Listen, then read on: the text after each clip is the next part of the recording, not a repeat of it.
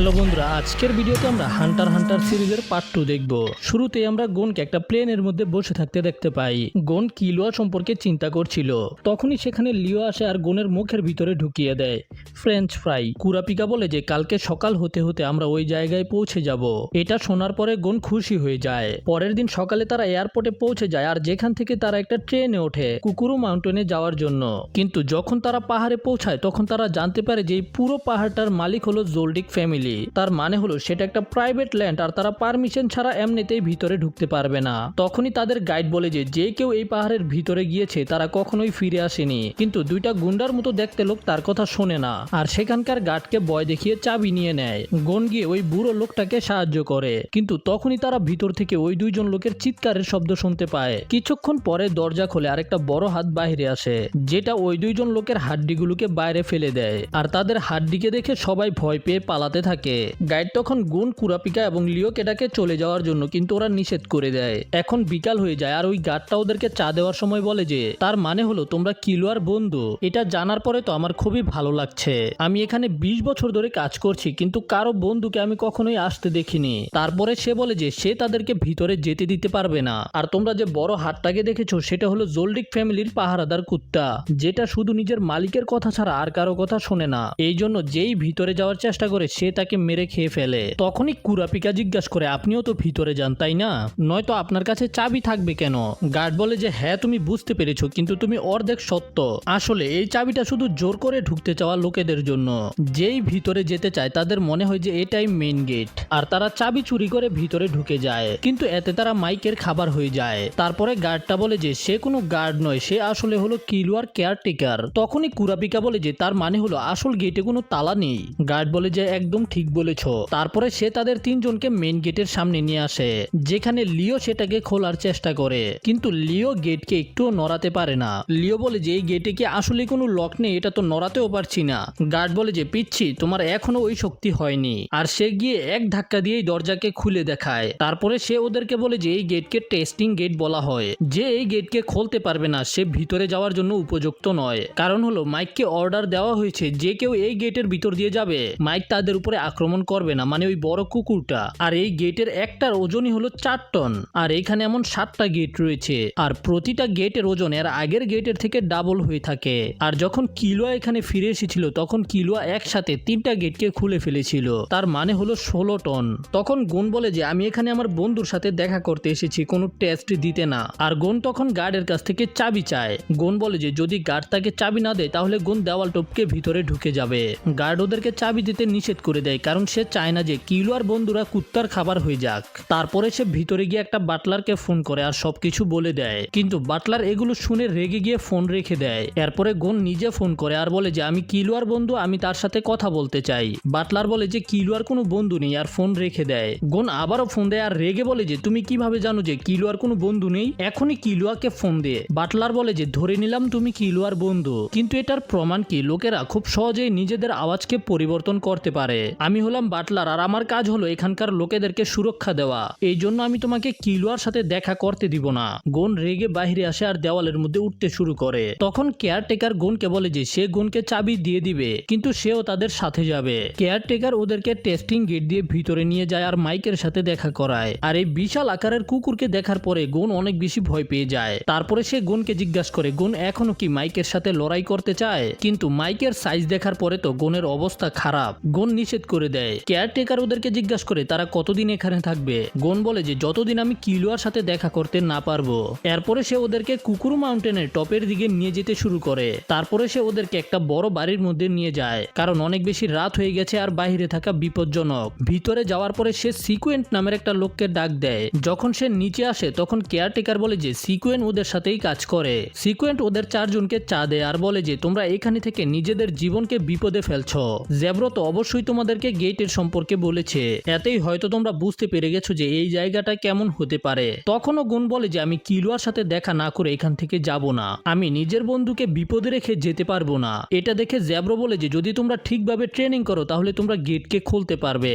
এটা এটার জন্য ওরা তিনজনেই রাজি হয়ে যায়। এই জন্য জ্যাব্রো ওদেরকে 50 কেজি ওজনের স্যুট পরিয়ে দেয় আর বলে যে তাদের এটা সবসময় পরে থাকতে হবে, শুধু ঘুমানোর সময় খুলে রাখবে। আর যখন তাদের 50 কেজির অভ্যাস হয়ে যাবে তখন তারা এটাকে আরো বেশি বাড়িয়ে দিবে। আর শুধু তাই না, চা খাওয়ার জন্য ওদেরকে যে কাপ দেওয়া হয় সেটার ওজন 20 কেজি। আর এগুলো দেখে সিকোয়েন্ট বলে যে ওরা তো 2-3 দিনের মধ্যেই হার মেনে এখান থেকে পালিয়ে যাবে। এটা শুনে লিও রেগে যায়, তবে জ্যাব্রো বলে তোমার শিফটের সময় হয়ে গেছে। এটা শুনে জ্যাব্রো সেখান থেকে চলে যায়। এরপরে লিও টয়লেটে যাবে, কিন্তু টয়লেটের দরজার ওজনও 500 কেজি ছিল।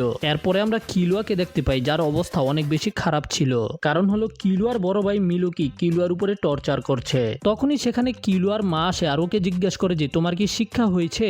কিলুয়া বলে যে একদমই না। তখন মিলুকি ওকে বলে যে তোমার বন্ধু গোন এখানে এসেছিল আর সে টেস্টিং গেটকে খোলার চেষ্টা করেছিল কিন্তু খুলতে পারেনি। তখনই ওদের মা ওকে চুপ করিয়ে দেয়, কারণ সে চেয়েছিল যেন কিলুয়া এই সম্পর্কে জানতে না পারে। কিলুয়া বলে যে গোন এখানে এসেছে আমাকে কেউ বলেনি কেন?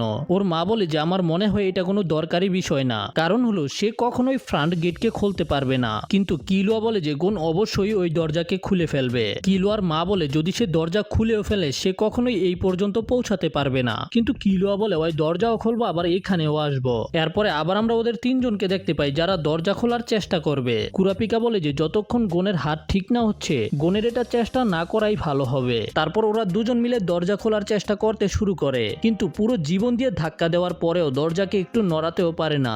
গোন বলে যে আমাদের এই দরজাকে খোলার জন্য আরো বেশি ট্রেনিং করতে হবে। এরপরে আমরা কুরাপিকা এবং লিওকে দেখতে পাই যারা আরো বেশি কঠিন ট্রেনিং করছিল। আর সেখানেই গোন এক হাত দিয়ে পুশ আপ করছিল। আর সময়ের সাথে সাথে ওদের ট্রেনিং আরো বেশি কঠিন হতে থাকে। আর যখন ওরা দুজন ট্রেনিং করে শুয়ে পড়ে তখন গোন একা একা জঙ্গলে গিয়ে ট্রেনিং করে। পরের দিন ওরা আবারও দরজা খোলার চেষ্টা করে, কিন্তু ওরা দুজনে এত বেশি ক্লান্ত হয়ে গেছে যে ওরা নিজেরাই হাঁটতে পারে না ঠিকভাবে। সিকোয়েন্ট ওদেরকে বলে যে তোমরা এটা কখনোই করতে পারবে না, এখান থেকে চলে যাও। কিন্তু ওরা দুজনে হার মানে না। সিকোয়েন্ট বলে যে যদি তোমরা এইভাবেই গাদার মতো চেষ্টা করতে থাকো তাহলে তোমরা দরজাকে কখনোই খুলতে পারবে না। তোমাদের দুজনকে আলাদা আলাদা দরজার মধ্যে একসাথে ধাক্কা দিতে হবে। আর সিকোয়েন্টের কথা মতো যখন ওরা চেষ্টা করে তখন দরজাকে একটু খুলে ফেলে, কিন্তু সেটা আবার সাথে সাথেই বন্ধ হয়ে যায়। তখনই সিকোয়েন্ট বাটলারকে ফোন করে কুরাপিকা এবং লিও সম্পর্কে বলে দেয় যে তারা দুজনে মিলে দরজা খোলার চেষ্টা করছে আর তারা দরজাকে নড়াতে পেরেছে। পরের দিন সকালে ওরা যখন আবারও দরজা খোলার জন্য টেস্ট করতে যায় তখন জ্যাব্রো ওদেরকে বলে যে আজকে তোমরা তোমাদের স্যুটকে খুলে ফেলতে পারো, কিন্তু তারপরেও ওরা দরজাকে সম্পূর্ণভাবে খুলতে পারে না। তখনই গোন ওদেরকে সাহায্য করতে আসে আর ওরা তিনজন মিলে দরজা খুলতে সক্ষম হয়ে যায়। তারপরে জ্যাব্রো ওদেরকে বলে যে জোলডিক ফ্যামিলির বাড়ি এই মাউন্টেনের মধ্যেই যে কোনো একটা জায়গায় আছে। যদিও সে এখানে 20 বছর ধরে কাজ করে তারপরেও সে জানে না তাদের বাড়িটা আসলে কোথায়। এরপরেই তারা সেখান থেকে বের হয়ে যায় কিলুয়াদের বাড়ি খুঁজে বের করার জন্য। জ্যাব্রো বলে যে এদের মধ্যে কিছু তো স্পেশাল আছে, আমার মনে হয় যে ওরা বাড়ি পর্যন্ত পৌঁছে যাবে। কিন্তু সিকোয়েন্ট বলে যে আমরাও এখানে 100 জনের সাথে এসেছিলাম, কিন্তু তাদের একটা বাটলারই আমাদের সবাইকে মেরে ফেলেছে। এই জন্য তার মনে হয় যে গোন এবং তার বন্ধুরা এখানেই মারা যাবে। অন্যদিকে কিলুয়ার মা একটা বাটলারকে বলছিল যে যা কিছুই হয়ে যাক না কেন কিলুয়ার বন্ধুরা যেন কিলুয়ার কাছে পৌঁছাতে না পারে। এরপরে ওরা তিনজন একটা জায়গায় পৌঁছায় যেখানে ওদের সামনে একটা মেয়ে দাঁড়িয়ে ছিল। সে ওদের তিনজনকে বলে যে তোমরা এখান থেকে চলে যাও, তোমাদের ভিতরে যাওয়ার পারমিশন নেই। গোন বলে যে আমরা তিনজন তো টেস্টিং গেট খুলে এসেছি, তো ওদেরকে পারমিশন দিতে হবে। কিন্তু মেয়েটা ওদেরকে আবারও নিষেধ করে দেয়। এটা শুনে গোন রেগে গিয়ে বলে যে কিলুয়া আমার খুব ভালো বন্ধু আর এখন ও শুধু ওকে দেখতে চায়। কিন্তু মেয়েটা বলে যে ওকে আদেশ দেওয়া হয়েছে ও যেন কাউকে ভিতরে যেতে না দেয়। গোন বলে যে যদি তুমি আমাদেরকে ঢুকতে না দাও তাহলে আমাদের জোর করে ঢুকতে হবে। তখনই মেয়েটা মাটির মধ্যে দাগ দিয়ে বলে যদি তোমরা এই দাগকে পার করো তাহলে আমি তোমাদেরকে মেরে ফেলবো। কিন্তু তখনই গোন দাগকে পার করে ফেলে। তখনই মেয়েটা গোনের চেহারার মধ্যে আঘাত করে ওকে ফেলে দেয়। এটা দেখে কুরাপিকা এবং লিও নিজেদের অস্ত্র বের করে ফেলে, কিন্তু গোন ওদের দুজনকে থামতে বলে কারণ ওরা এখানে কারো সাথে লড়াই করতে আসেনি। গোন আবারও দাগকে পার করার চেষ্টা করে আর মেয়েটা গোনের চেহারার মধ্যে আবারও আঘাত করে। আর আমরা দেখতে পাই যে কেউ এই সবকিছু লুকিয়ে লুকিয়ে দেখছিল। আর গোন বলে যে আমি আমার বন্ধুর সাথে দেখা করেই ছাড়বো। এটা শুনে মেয়েটার মনে পড়ে যে কিলুয়া যখন ফিরে এসেছিল তখন কিলুয়া বলেছে আমি একটা বন্ধু বানিয়েছি। তারপরে গোন আবারও দাগ পার করে আর সে গোনের উপরে আবারও আক্রমণ করে দেয়। এমন করতে করতে বিকেল হয়ে যায়, কিন্তু গোন এখনো হার মানেনি। আর এত আঘাত পাওয়ার পরেও গোন আবারও উঠে দাঁড়িয়ে সামনে যেতে শুরু করে, যেখানে মেয়েটা আবারও গোনের উপরে আক্রমণ করে গোনকে ফেলে দেয়। মেয়েটা রেগে গিয়ে কুরাপিকা এবং লিওকে বলে তারা তার বন্ধুকে থামাচ্ছে না কেন, কিন্তু লিও এবং কুরাপিকা তো একেবারে শান্ত হয়ে দাঁড়িয়েছিল। এরপরে গোন আবারও সামনে যায় আর চিল্লায় বলে যে আমি শুধু আমার বন্ধুর সাথে দেখা করতে আইছি। তারপরে গোন ঘুষি মেরে দেওয়াল ভেঙে বলে যে আমি লাইন পার করে ফেলেছি, তুমি কি আমাকে মারবে না? গোন মেয়েটাকে বলে যে তুমি বাকিদের থেকে একেবারেই আলাদা, তোমার মধ্যে ফিলিংস রয়েছে। যখন আমি কিলুয়ার কথা বলেছিলাম আমি তোমার চোখের মধ্যে সেটা দেখতে পেয়েছি, এতে আমি বুঝতে পেরে গেছি যে তুমিও কিলুয়ার জন্য চিন্তা করো। তখন ওই মেয়েটা বলে যে প্লিজ কিলুয়াকে বাঁচাও। তখনই ওর মাথার মধ্যে কিছু একটা জিনিস অনেক জোরে হিট করে আর মেয়েটার সাথে সাথেই সেখানে পড়ে যায়। আর আমরা দেখতে পাই যে যেই হামলা করেছে সেটা কিলুয়ার মা ছিল, আর তার সাথে কিলুয়ার বোন কালুটোও ছিল। কিলুয়ার মা বলে যে এই চাকরের এত বড় সাহস, সে আমাদের বিপক্ষে কথা বলে। তারপরে বলে যে তুমি হয়তো গোন, তোমার সম্পর্কে আমি ইলুমির কাছ থেকে শুনেছি, কিন্তু কিলুয়া এখন তোমার সাথে দেখা করতে পারবে না, এই জন্য তুমি এখান থেকে চলে যাও। এরপরে আমাদের কিলুয়াকে দেখানো হয়, কিলুয়াকে চেন দিয়ে বেঁধে রাখা হয়েছে আর কিলুয়ার অবস্থা তো আসলেই খারাপ। তখনই আমাদের কিলুয়ার অতীতের সিন দেখানো হয়। কিলুয়া যখন যাচ্ছিল তখন ইলুমি কিলুয়াকে জিজ্ঞাসা করে যে কিলুয়া কি নিজের মিশনকে কমপ্লিট করেছে। কিলুয়া বলে না। ইলুমি বলে মম তোমাকে ডাকছে, তবে কিলুয়া বলে আমি তার সাথে দেখা করতে চাই না। তারপরেই কিলুয়া একটা গাছের উপরে বসে আপেল খাচ্ছিল। তখনই কিলুয়া দেখতে পায় যে একটা মেয়েকে গ্রিট করছে। মেয়েটার নিজের নাম বলে, ওর নাম হলো ক্যানেরি। ক্যানেরি বলে যে সে এখানে একটা নতুন বাটলার হিসেবে জয়েন হয়েছে, আর ক্যানেরি কিলুয়াকে মাস্টার বলছিল, কিন্তু কিলুয়া ক্যানেরিকে বলে ওকে নাম ধরে রাখতে, কিন্তু ক্যানেরি এটাকে নিষেধ করে দেয়। কারণ হলো কিলুয়া ওর মালিক আর ক্যানেরি এখানে চাকরি করবে, এই জন্য ক্যানেরি ওর নাম নিতে পারবে না। কিলুয়া তখন ক্যানেরিকে জিজ্ঞাসা করে ও কি শ্যাডো স্টেপ করতে পারে, কিন্তু ক্যানেরি এই সম্পর্কে কিছুই জানে না। কিলুয়া বলে যে এটা হাঁটার এমন একটা টেকনিক, এতে আশেপাশের জীবেরা তোমার সম্পর্কে জানতেই পারবে না। এরপরে ক্যানেরি নিজের সম্পর্কে বলে যে সে মিটিওর সিটিতে বসবাস করত, ওইটা এমন একটা জায়গা যেটা দুনিয়ার ম্যাপের মধ্যে নেই, যে কারণে সেখানে ময়লা আবর্জনা ফেলা হয়। এই কারণেই সেখানে অনেক মাফিয়ারা আসে, তার সাথে সাথে ফ্যান্টম ট্রুপও কখনো কখনো আসে। কিলুয়া বলে যে আমি এমন জায়গায় অবশ্যই যেতে চাইবো। ক্যানেরি বলে যে তাহলে আমি তোমার গাইড হয়ে যাব। কিলুয়া নিচে নেমে বলে আমি তোমাকে রিদম একো শিখাবো। তারপরে ও এই টেকনিকটাকে ক্যানেরিকে দেখায়। ক্যানেরি এটা দেখছিলই, তখন অনুভব করতে পারে যে তাদের আশেপাশে অনেকগুলো লোক চলে এসেছে। কিলুয়া বলে যে মাইক তাদেরকে দেখে নিবে। ক্যানেরি বলে যে হেড বাটলার তার টেস্ট নিতে চায়, এই জন্য মাইক আজকে রেস্টে আছে। এরপরে আমরা ওই সকল লোকেদেরকে দেখতে পাই যেখানে সিকোয়েন্টও ছিল। ক্যানেরি তাদের সবার সামনে চলে আসে আর বলে যে তোমরা যদি এই জায়গার এই পার আসো তাহলে আমার তোমাদেরকে মেরে ফেলতে হবে। সিকোয়েন্ট নিজের বসকে অপেক্ষা করতে বলে আর কয়েকজন একসাথে মিলে গিয়ে লাইনকে পার করে ফেলে, কিন্তু এমন করাতে ক্যানেরি তাদের সবাইকে অনেক খারাপ ভাবে পিটায়, যেটা দেখে বাকি সকল গুন্ডারা ক্যানেরির উপরে আক্রমণ করে। কিন্তু ক্যানেরির স্পিড অনেক বেশি ছিল, যে কারণে সে খুব সহজেই তাদের সবাইকে মারতে থাকে। এই সবকিছু কিলুয়া লুকিয়ে লুকিয়ে দেখছিল। ক্যানেরি বাকি সবার কাম তামাম করে দিয়েছে, এখন শুধু তাদের বস বেঁচে আছে। বস তাকে জিজ্ঞাসা করে তুমি কি জোলডিক ফ্যামিলির মেম্বার। এতে ক্যানেরি বলে যে আমি তো শুধু একটা বাটলার। বস ক্যানেরির উপরে আক্রমণ করে দেয় আর সে একসাথে দুইটা তলোয়ার দিয়ে লড়াই করছিল, আর তার সাথে সাথে তার কাছে কিছু লুকানো অস্ত্র ছিল, কিন্তু ক্যানেরি সেগুলোকে খুব সহজেই ডজ করে ফেলে। এরপরে সে ক্যানেরির কাছে এসে নিজের মুখ থেকে কুনাই ফায়ার করে, যেগুলো ওর লেগে যায়। বস বলে যে সে হলো একটা হান্টার আর একটা বাচ্চার কাছে কখনোই হারবে না। ক্যানেরি নিজের হাত থেকে ওই কুনাইটাকে বের করে রিদম একর ব্যবহার করতে শুরু করে।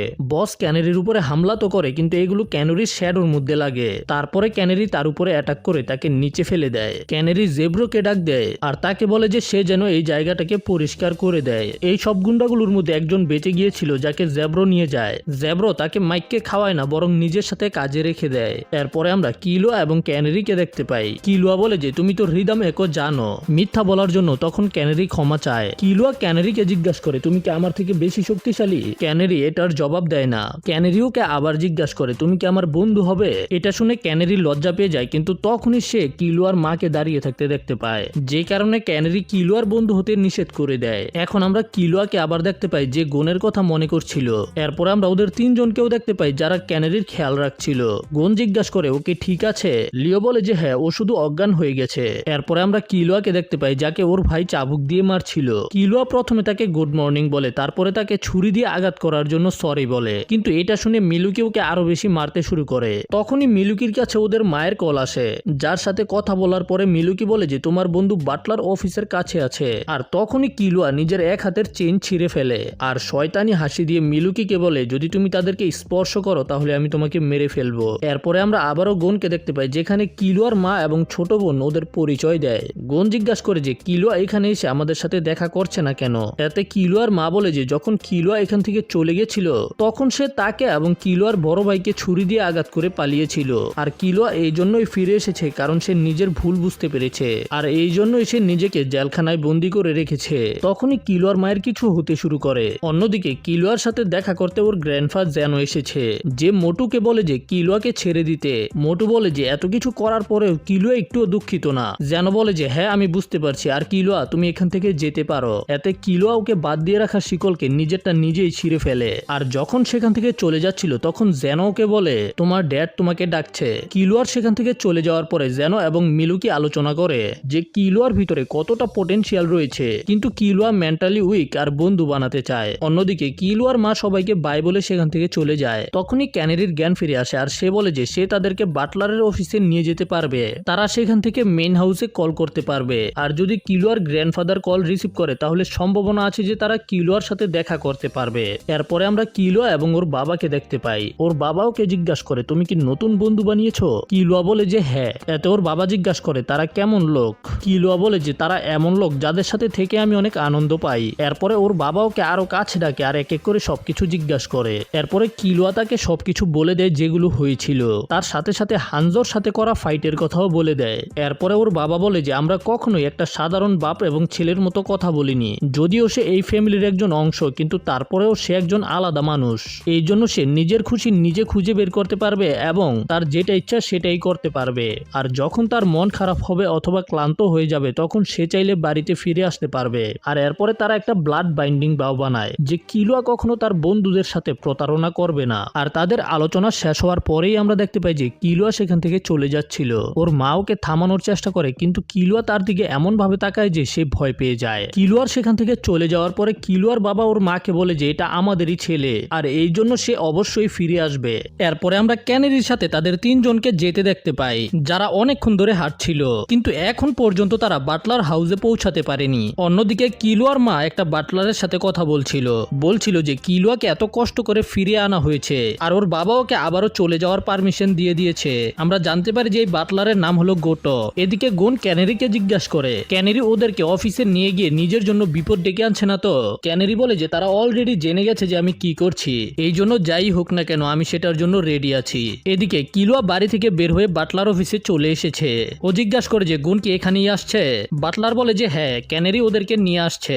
কিলোয়া ভিতরে যায় আর বলে যে যখনই গুন এখানে আসবে তখন আমাকে ডেকে নিও। কয়েক ঘন্টা হাঁটার পরে ওরা ক্যানেরির সাথে বাটলার হাউসে পৌঁছে যায়, যেখানে থাকা সবগুলো বাটলার ওদেরকে স্বাগতম জানায়। ভিতরে যাওয়ার পরে গুনের প্রাথমিকভাবে পট্টিমট্টি করা হয়, তারপর ওদেরকে চা খেতে দেওয়া হয়। লিও ওদেরকে প্রথমে ধন্যবাদ বলে আর বলে যে আমরা কিলোয়ার সাথে দেখা করতে এসেছি, তো আপনি কি আমাদেরকে ওর কাছে নিয়ে যেতে পারবেন? গোটো বলে যে আপনাদের এটা নিয়ে চিন্তা করার দরকার নেই, কিলোয়া কিছুক্ষণের মধ্যে এখানে পৌঁছে যাবে। তারপরে সে বলে যে এখানে বসে থেকে কিলোয়ার জন্য অপেক্ষা করা অনেক বেশি বিরক্তিকর হবে, তো চলো আমরা একটা গেম খেলি। সে একটা কয়েন বের করে আর সেটাকে বাতাসে উড়িয়ে দিয়ে আবার ক্যাচ করে জিজ্ঞাসা করে যে বলো যে কয়েনটা কোন হাতে আছে? ওরা তিনজনেই বলে যে বাম হাতে। গোটো আবারও এটাই করে আর এইবার আগে থেকে আরো বেশি তাড়াতাড়ি করে। গুন এবারও বলে যে বাম হাতে আছে। গোটো আবারও সেম জিনিসটা করে, কিন্তু কয়েনটাকে এইবার আগে থেকে অনেক বেশি ঘুরায় আর জিজ্ঞাসা করে যে এখন কোন হাতে আছে। কোনো জবাব দেওয়ার আগেই গোটো বলে যে আমি কিলোয়াকে ছোট থেকে বড় হতে দেখেছি, এই জন্য আমি চাই না যে কেউ এসে কিলোয়াকে নিয়ে যাক, এই জন্য সে তাদেরকে থামানোর সম্পূর্ণ চেষ্টা করবে। তারপরে সে জিজ্ঞাসা করে যে এইবার বলে যে কয়েন কোন হাতে আছে? কুরাপিকা বলে যে বাম হাতে। গোটো বলে যে কিলোয়ার চলে যাওয়ার কারণে ওর মা কান্না করছে, এই জন্য সে এখন ওদের তিনজনের নিজের মতো করে পরীক্ষা নিবে। সব বাটলাররা চাকু বের করে ফেলে যেন ওরা এখান থেকে যেতে না পারে, আর সেখানেই আরেকটা বাটলার ক্যানেরির গলার মধ্যে চাকু ধরে রেখেছে। তারপরে গোটো গেমের নিয়ম বলে, আর যদি ওরা তিনজনই আউট হয়ে যায় তাহলে ওরা কিলোয়ার সাথে দেখা করতে পারবে না। এরপরে গোটো আরো একটা বাটলারের সাথে মিলে কয়েনকে ঘুরাতে শুরু করে আর জিজ্ঞাসা করে যে এবার বলো যে কয়েন কোন হাতে? আর বলে যে তোমাদের কাছে উত্তর দেওয়ার জন্য মাত্র 3 সেকেন্ড আছে, আর যদি তোমরা জবাব না দিতে পারো তাহলে ক্যানেরির গলা কেটে ফেলা হবে। গুন এবং কুরাপিকা ডান হাত নেয় আর লিও বাম হাত, কিন্তু কয়েনটা ডান হাতে ছিল এই জন্য লিও আউট হয়ে যায়। তারপরে গোটো আবারও সেম জিনিস করে, কিন্তু আগের বার থেকে অনেক বেশি স্পিডে। তারপরে গুন এবং কুরাপিকা একটা হাত চুজ করে, কয়েন বাম হাতে ছিল এই জন্য কুরাপিকাও আউট হয়ে যায়। তারপরে আবারও কয়েনকে ঘুরানোর আগে গুন লিওর কাছ থেকে একটা চাকু নেয়, তারপরে নিজের চোখের উপর একটু কেটে ফেলে যেন ওর ফুলা কমে যায়, কারণ হলো যেন গুন নিজের 2 চোখ দিয়ে দেখতে পারে। গোটো আবারও কয়েন ঘুরাতে শুরু করে, কিন্তু গুন এইবার সঠিকভাবে বলতে পারে, আর এটা দেখে গোটো আরো 2 জন বাটলারকে নিয়ে 3 জন মিলে কয়েনটাকে ঘুরাতে শুরু করে। আর তারপরে গুনকে জিজ্ঞাসা করে যে কয়েনটা কার হাতে আছে। গুন একটু সময় নেয়, কিন্তু তারপরে বলে যে আমার পিছনে যে দাঁড়িয়ে আছে তার কাছে আছে, আর আসলেই কয়েনটা তার হাতেই ছিল। এটা দেখার পরে সব বাটলাররা গুনের জন্য তালি বাজায়, আর ঠিক তখনই সেখানে কিলোয়া পৌঁছে যায়। ওরা একে অপরকে দেখে অনেক বেশি খুশি ছিল, আর ওরা কিছুক্ষণ কথা বলার পরে কিলোয়া গোটোকে বলে ওর মা যাই বলুক না কেন যেন গোটো ওদের পিছনে না যায়। গোটো এটার জন্য রাজি হয়ে যায়। কিলোয়া গুনকে বলে যে চলো আমরা এখান থেকে থেকে চলে যাই, নয়তো আমার মা এখানে চলে আসবে আমাকে আবারও বিরক্ত করার জন্য। কিলোয়ার সেখান থেকে বের হয়ে যাওয়ার পরে গুণ আবারও ফিরে আসে গোটোর কাছে। গুণ জিজ্ঞাসা করে যে কিলোয়ার চলে যাওয়ার পরে তুমি একা হয়ে যাবে তাই না? গোটো বলে যে না, কারণ আমরা আমাদের মালিকের সাথে ইমোশনালি কানেক্ট হই না। এটা শুনে গুণ তাকে মিথ্যাবাদী বলে সেখান থেকে চলে যায়। কিন্তু তখনই গোটো আবারও গুণকে ডাক দেয় আর আবারও কয়েনের ট্রিকটা করে গুণকে জিজ্ঞাসা করে যে কয়েন কোন হাতে আছে। গুণ বাম হাতের কথা বলে কিন্তু কয়েনটা ডান হাতে ছিল।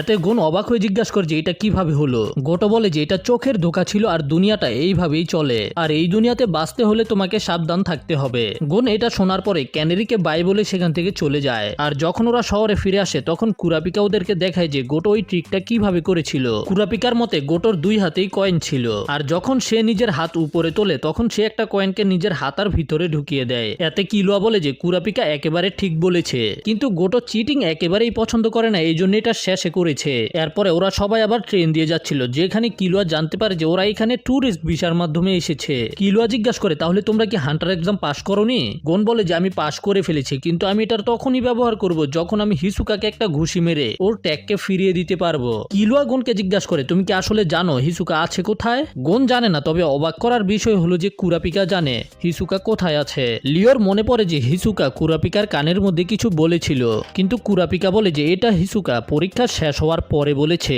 আর হিসুকা কানের মধ্যে যেটা বলেছে সেটা হলো হিসুকা জানে যে ফ্যান্টম ট্রুপ কোথায় আছে। কুরাপিকা বলে যে তারা সেপ্টেম্বর মাসের 1 তারিখে ইয়র্ক নিউ সিটির মধ্যে আসবে, যেখানে অনেক বড় একটা নিলামির অনুষ্ঠান হবে, আর ওই অনুষ্ঠানে ফ্যান্টম ট্রুপরাও আসবে। এরপরে ওরা সবাই শহরে চলে আসে, যেখানে কুরাপিকা ওদেরকে বিদায় দিয়ে দেয়, কারণ হলো কুরাপিকার ওই নিলামে যাওয়ার জন্য টাকা জোগাড় করতে হবে। লিওরিও নিজের রাস্তায় চলে যায়, কারণ লিওরিও একটা বড় ডাক্তার হতে চায়। কিন্তু যাওয়ার সময় ওরা সবাই ডিসাইড করে যে 1 সেপ্টেম্বরে ওরা দেখা করবে ইয়র্ক নিউ সিটির মধ্যে। তারপরে কিলোয়া গুণকে বলে যে এখন আমাদের ট্রেনিং করতে হবে। গুণ বলে ট্রেনিং? কিন্তু কেন? এতে কিলোয়া বলে আরে গাদা কোথাকার, তোর এখন যে অবস্থা তুই তো হিসুকার চুলও ছিঁড়তে পারবি না, আর যদি ট্রেনিং ছাড়া হিসুকারে ঘুষি মারতে যাস তাহলে তোর ভর্তা বানাই দিব, আর এখন তো আমাদের কাছে মাত্র 6 মাস সময় আছে। কিলোয়া এগুলো গুণকে ভালো মতো বোঝানোর জন্য মাটির মধ্যে এঁকে দেখায় যে গুণ এবং হিসুকার শক্তির মধ্যে আকাশ পাতাল ডিফারেন্স আছে। কিলোয়া বলে যে আমরা এখন ফকির আর আমাদের ট্রেনিংও করতে হবে, এই জন্য আমরা যদি টাকাও কামাতে চাই আবার ট্রেনিংও করতে চাই তাহলে আমাদের হ্যাভেন আরিনার মধ্যে যেতে হবে। এরপরে ওরা দুজনে প্লেনে বসে হ্যাভেন আরিনার মধ্যে যাচ্ছে। কিলোয়া এখানে গুণকে একটা বিল্ডিং এর সম্পর্কে বলে, যেটা হলো দুনিয়ার 4র্থ সবচেয়ে উঁচা বিল্ডিং।